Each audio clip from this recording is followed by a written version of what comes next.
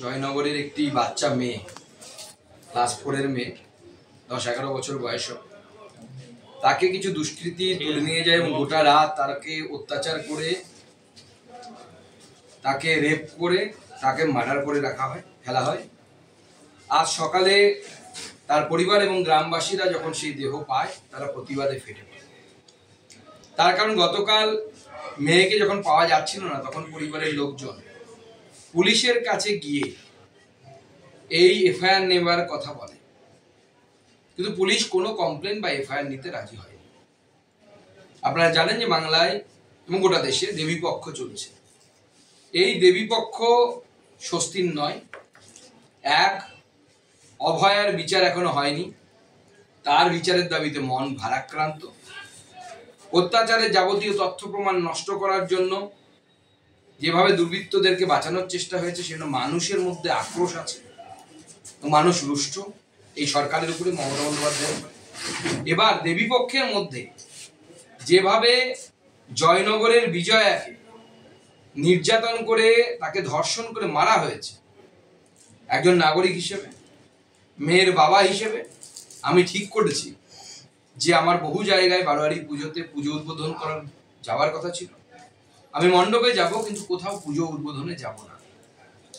আমি এইভাবে প্রতিবাদ জানাবো এবং যে মণ্ডপে যাব সেখানে মায়ের কাছে গিয়ে প্রার্থনা করব যে সরকার আমাদের মেয়েদেরকে, আমাদেরকে মায়েদেরকে অত্যাচারের হাত থেকে রক্ষা করতে পারছে না, সেই সরকারকে যেন মা শাস্তি দেয় এবং সেই সরকারকে উৎখাত করার ব্যবস্থা করে।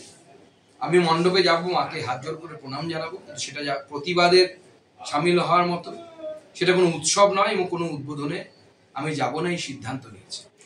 এবং আগামীকাল যদি সব ঠিকঠাক থাকে, আমি জয়নগরেও পৌঁছবো। এই অত্যাচারের বিরুদ্ধে প্রত্যেকটি মানুষের প্রতিবাদ করা উচিত। এবং যে ধরনের ঘটনা জয়নগরে ঘটেছে, এটিও শুধুমাত্র সাধারণ রেপ এবং মার্ডারের ঘটনা নয়। এই ঘটনা অত্যন্ত চিন্তার ঘটনা, অত্যন্ত মন খারাপ করে দেওয়ার ঘটনা। এবং আমার মনে হয় যে এই ঘটনা বন্ধ হওয়া উচিত এবং এই সরকার সম্পূর্ণরূপে ব্যর্থ। এই রাজ্যের ব্যর্থতম মুখ্যমন্ত্রী এবং নারী সুরক্ষার ক্ষেত্রে ব্যর্থতম মুখ্যমন্ত্রী হচ্ছে মমতা বন্দ্যোপাধ্যায়। তার নাম মমতা বন্দ্যোপাধ্যায়। এবং এই মুখ্যমন্ত্রী উচিত ইমিডিয়েটলি তার পদ থেকে সরে যাওয়া।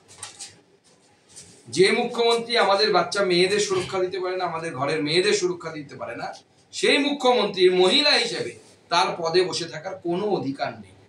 আর এরপরেও যদি আমরা চুপ করে থাকি, আমরা যদি প্রতিবাদ না জানাই, তাহলে আমার মনে হয় এটা নিজের অন্তরাত্মার সাথে, নিজের বিবেকের সাথে আমার মনে হয় জাস্টিস করা হবে না, ন্যায় করা হবে। সেটা আমি নিজের বিবেকের তাড়নায় ঠিক করেছি।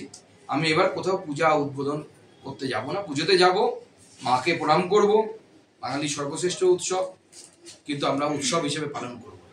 এবার উৎসব নেই, কারণ মাননীয় মুখ্যমন্ত্রী সবের রাজ্যে পরিণত করেছে, বিশেষ করে মেয়েদের জন্য এই রাজ্যকে সব এর রাজ্যে পরিণত করেছে মাননীয় মুখ্যমন্ত্রী এবং তার প্রশাসন।